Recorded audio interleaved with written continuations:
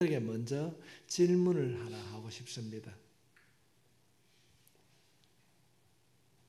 예수님께서 여러분에게 내가 너에게 뭐 해줄고 묻는다면 어떤 질문을 할 수 있겠습니까?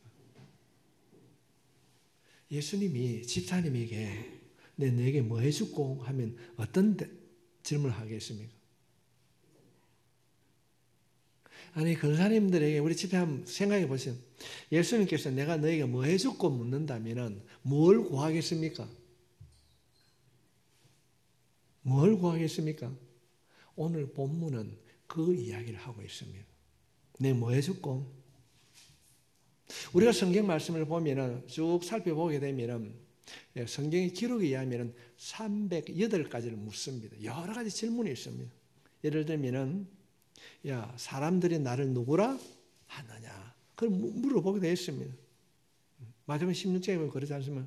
사람들이 나를 누구라 하느냐? 너희들은 나를 누구라 하느냐? 묻기도 합니다. 너희는 나를 누구라 하느냐? 또 그런가 하면은 주님께서 너희들도 가려느냐? 그런 질문도 하게 됩니다. 그런가 하면은 베드로에게 너가 나를 사랑하느냐? 나를 정말로 더 사랑하느냐? 주님께서는 여러 곳에서 우리에게 질문을 하고 있습니다.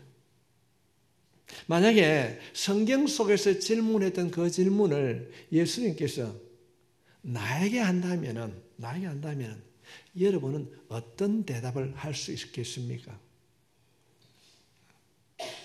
성도 여러분, 진짜를 만나야 진짜를 말할 수 있습니다. 아멘이십니까? 진짜를 만나야 진짜를 말할 수 있는 것처럼 예수님을 진짜로 만나야 예수를 말할 수 있습니다. 어느 날 요한의 제자 2명이 예수님께 찾아왔습니다. 본문에 그렇게 말하고 있지 않지만은 안드레와 요한이 찾아왔습니다. 37절 말씀에 보게 되면은 두 제자가 그의 말을 듣고 예수를 따르거늘. 지금 세례 요한입니다. 예수님의 제자가 아니고 세례 요한의 제자 2명이 예수님의 제자가 되겠다고 찾아왔습니다.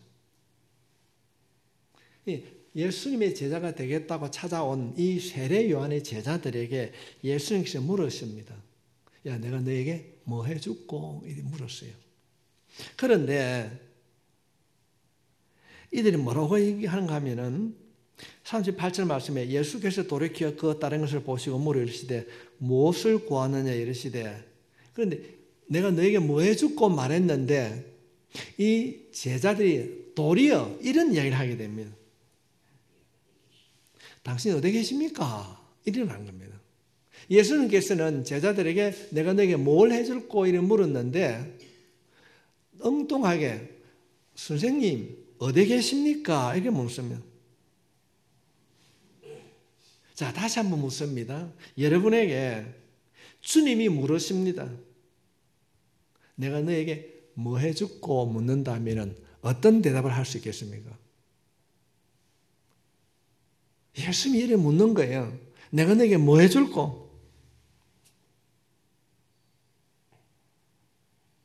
오늘 본문에는 그 대답이 나와 있지 않지만은 힌트를 우리가 얻을 수 있습니다.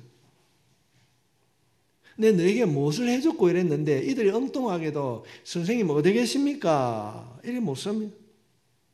어디 묻고 계십니까? 그럴 때 예수님께서 또 엉뚱한 대답을 합니다. 내 뭐 해줬고? 어디 계십니까? 그럴 때 주님이 내 있는 곳을 와서 봐라. 그래서 이 두 제자는 예수님이 머물고 있는 그곳에 아침 일찍 찾아갑니다. 그래서 그곳에서 그들은 그곳 시계로 10시 정도, 우리 시계로 오후 4시 정도까지 머물러 있었습니다. 유대인들은, 우리는 아침이 하루가 시작이지만은 유대인들은 오후가 하루가 시작인 것입니다. 그러니까 두 제자는 하루 종일 예수님을 찾아가서 그곳에 머물렀습니다. 무엇을 했는지 성경에 나오지 않지만은 안드레가 예수님을 찾아가 가지고 하루 종일 이야기를 하고 돌아 나와서 하는 말이 뭐라고 말하고 있는가? 형제 베드로에게 찾아와 가지고 하루 종일 예수님과 만나서 얘기하고 난 뒤에 이 안드레가 나와 가지고 베드로에게 찾아가 가지고 이런 얘기해야 됩니다. 내가 오늘 구원자를 만났다. 그런 얘기를 하고, 내가 오늘 구원자를 만났다. 내가 오늘 메시아를 만났다. 우리가 그렇게 이야기하고 우리가 그렇게 기다렸던 그 메시아 구원자를 이 안드레가 만났다고 베드로에게 가서 이야기하는 겁니다. 내가 오늘 하루 종일 예수를 만나 이야기해 보니까 그 사람이 구원자더라. 아마도 본문은 나오고 있지 않지만은 당신이 여러 가지 이적을 행하고 그런데 당신이 정말로 구원자가 맞습니까? 그렇게 물었을 것입니다. 정말로 당신이 우리를 구원해 줄 수 있습니까? 그 이야기를 하루 종일 나누었던 이 안드레가 그의 형제 베드로에게 와서 하는 말이 내가 오늘 구원자를 만났다. 자, 여기서 우리가 또 한번 우리가 질문을 하게 됩니다. 예수님이 여러분에게, 아니 오늘 예배를 드는 여러분에게 묻는다면은 내가 너에게 뭐 해줄 거, 뭐 줄 거 묻는다면은 뭘 구하겠습니까? 확실히 알아야 됩니다. 예수님이 나에게 묻는다면은 너는 뭘 달라고 하겠습니까? 한번 따라합시다. 예수님, 구원을 주십시오. 어려운 것이 아닙니다. 지금 안드레가 하루 종일 이야기를 하다 보니까 구원이 이 사람에게 있다는 것을 알았어요. 그러니까 베드로에게 찾아가 가지고, 베드로 저기 형제입니다. 내가 오늘 구원을 주실 수 있는 사람을 만났다 얘기하는 것입니다. 성도들, 우리가 인생을 살아가면서 아프면은 의사를 찾아갑니다. 고쳐달라 할 수 있습니다. 아픈 사람이 예수 앞에 나오는 것도 잘한 일이지만은, 의사를 찾는 일도 중요하고 잘한 일이지만은, 돈이 필요하면 돈을 구할 수 있는 사람을 찾아가는 것도 중요한 일입니다. 그러나 우리가 예수님 앞에 찾아가서 구할 수 있는 것이 뭐겠습니까? 구원입니다. 구원. 우리가 예수 이름으로 내 병이 고침받을 수 있습니다. 그건 2번입니다. 우리가 예수님을 만나면 내가 너에게 뭐 해줄 거 물었을 때 우리는 스스럼 없이 막힘 없이 우리가 구해야 하는 것은 구원입니다. 구원. 부모는 자식을 위해서 목숨도 줄 수 있습니다. 모든 걸 다 줄 수 있습니다. 그러나 부모가 자녀에게 줄 수 없는 것이 있습니다. 무엇이겠습니까? 구원입니다. 구원. 우리가 주님을 만나면 무엇을 구해야 되는가? 오늘 본문은 너무나도 분명하게 우리에게 가르쳐주고 있습니다. 우리가 100번, 1000번 만나도 예수님께서 너에게 뭐 해줄 거 물었을 때 막힘없이, 주저함 없이 주여 나에게 구원을 주시오. 주님께서 우리에게 주시는 이 구원은 누구도 줄 수 없는 것입니다. 대신에 줄 수 없는 것입니다. 우리가 다른 말로 하면 영생을 우리가 예수님을 통하여서 우리가 받게 되는 줄 믿습니다. 이 영생이라고 하는 것은 다른 곳에서는 구할 수도 없습니다. 얻을 수도 없습니다. 그런데 사람들이요, 진짜를 만나지 못하니까 예수님에게 영생을 구하지 않는다는 것이 문제인 것입니다. 다른 곳에서도 구할 수 있는 것을 예수님 앞에 구하는 일들이 얼마나 많이 있습니까? 우리가 예수님 앞에 구해야 될 1번이 무엇입니까? 구원입니다. 영생입니다. 영생인 것입니다. 다른 것도 구해야 하지만은 진짜로 가장 먼저 구해야 하는 것이 구원인 것입니다.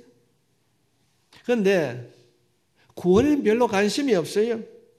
영생에는 관심이 없습니다. 어쩌든지 이 땅에 살아가는 날 동안 내가 잘 먹고 잘 사는 것, 거기에 우리가 목매는 사람들을 많이 보게 됩니다. 영생을 얻어야 됩니다. 구원을 받아야 됩니다 하는데 대부분의 사람들이 어떤 말을 합니까? 죽어봤나? 죽어봤나? 죽어봐야 알지. 이 세상에서 잘 살아야지 하고 천국에 소망이 없는 사람들이 오늘날 예수 믿는 사람 가운데 너무 많이 있습니다. 천국에는 영생에는 관심이 없고 예수 믿는 사람, 그리스도인이라고 하는 옷은 입고 있는데 사업의 형통, 가정의 형통, 건강의 문제, 자녀가 잘 되고 여기는 관심이 있으면서도 영생에 대하여서 관심이 없는 분들이 너무 많이 있습니다. 필요 없는 것이 아니라 예수 안 믿는 사람들도 다 그렇게 구합니다. 안 믿어도 사업 잘 되고 안 믿어도 건강하고 아프지 않고 잘 살아가는 사람들이 너무 많이 있습니다. 성도 여러분, 하나님의 자녀가 아니면은 수만 가지 기도를 들어준다 할지라도 구원을 얻을 수 없습니다. 하나님의 자녀에게만이 약속한 그 구원을 여러분은 소유하고 있는 줄 믿습니다. 누구든지 영접하는 자, 곧 그 이름을 믿는 자들이 하나님의 자녀가 되는 권세가 있어요. 하나님의 자녀가 되는 것이 1번입니다. 이게 1번이에요. 하나님의 자녀가 되는 이 1번의 문을 통과하지 아니하면 뭐 잘 먹고 잘 살고 소용이 없습니다. 지옥 가는 거예요. 하나님의 자녀가 되지 아니하면 구원의 문은 열리지 않습니다. 구원을 받아야 영접해야만이 하나님의 자녀가 되는 것입니다. 하나님의 자녀가 될 때에 하나님을 뭐라고 부릅니까? 하나님을 아버지라 부릅니다. 아버지라 부릅니다. 하나님의 자녀가 먼저입니다. 신앙생활을 하면서 혹시 기도 응답이 더디다고 생각한다면 왜 내게 이런 일들이 자꾸 안 좋은 일이 생기는가 생각되어진다면 먼저 하나님과 여러분의 관계를 점검해 볼 수 있길 바랍니다. 우리가 물이 새면은 물을 잠그고 호스를 갈아 끼우고 보수를 하듯이 뭔가 틀어지다 간다면 하나님과 우리의 관계를 회복해야 될 줄 믿습니다. 구원을 달라고 구원을 받지도 않고 구원에 관심이 없으면서 이번 문을 통과하려고 하면요 아무런 능력이 없습니다. 열리지 않습니다. 하나님의 자녀가 확실하지 아니하면은 구원의 기쁨이 없을 뿐 아니라 기도 응답의 능력을 받지 못하는 것입니다. 주님은 자신이 오신 목적을 분명하게 밝히고 있습니다. 우리가 너무나도 잘 아는 내용 요한복음 10장 10절 말씀에 보면은 도둑이 오는 것은 도둑질하고 죽이고 멸망시키려는 것뿐이요 내가 온 것은 양으로 생명을 얻게 하고 더 풍성히 얻게 하려 하십니다. 주님이 이 땅에 오신 목적 1번 문은 우리에게 구원을 주시기 위해서 이 땅에 오신 줄 믿습니다. 그 다음에 성도들에게 풍성한 것을 채워주시는 것입니다. 1번 문이 열리지 아니하면 2번 문을 열 수가 없습니다. 그 1번 문이 구원입니다. 예수님께서 우리를 만나가지고 네 뭐 해줄까 묻는다면 스스럼 없이 하나님 내게 구원을 주십시오. 구원을 주십시오. 아무리 두드려도 1번 문이 열리지 아니하면 2번 문 풍성한 것이 우리에게 주어질 수가 없습니다. 구원을 얻지 못한 자들에게는 하나님께서 축복하지 않습니다. 아무리 찬양하고 헌금하고 봉사를 하지만 1번 문이 열리지 아니하면 그 신앙생활이 공허한 거예요. 그 신앙생활이 재미가 없습니다. 영적 가람을 채워주지 않는 겁니다. 사람들은 속을 수 있지만은 1번 문이 열리지 아니하면요 아무리 종교생활을 하더라도 하나님의 음성을 들을 수가 없습니다.